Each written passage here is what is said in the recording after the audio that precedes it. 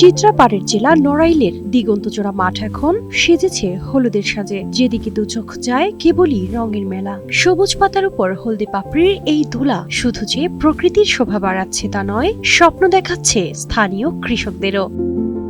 ভোজ্য তেল উৎপাদনের মাধ্যমে খাদ্য চাহিদা মেটাতে চাষ করা হচ্ছে সূর্যমুখী। এছাড়া সূর্যমুখী ফুলের তেল কোলেস্টেরল মুক্ত ও পুষ্টিগুণ সম্পন্ন, তাই ডায়াবেটিস ও হৃদরোগীদের জন্য এই তেল অন্যান্য তেলের চেয়ে অনেক উপকারী ও স্বাস্থ্যসম্মত।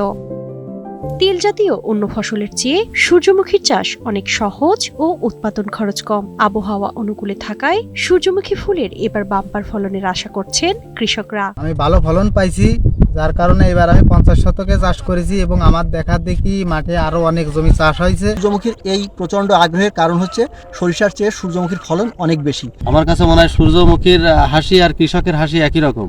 ভোজ্য তেলের সংকট কমাতে সরকারি প্রণোদনায় নড়াইলে এবার 191 হেক্টর জমিতে সূর্যমুখীর আবাদ হয়েছে। এটা আবাদ চাষ পদ্ধতি সহ পোকামাকড় দমন বিষয়ে আমাদের মাঠ কর্মীরা প্রতিনিয়ত কৃষকদের পরামর্শ দিয়ে যাচ্ছে। সূর্যমুখীর তেল উৎকৃষ্ট মানের, এই তেল কৃষকরা নিজেরাও খেতে পারবে এবং বিক্রি করতে পারবে।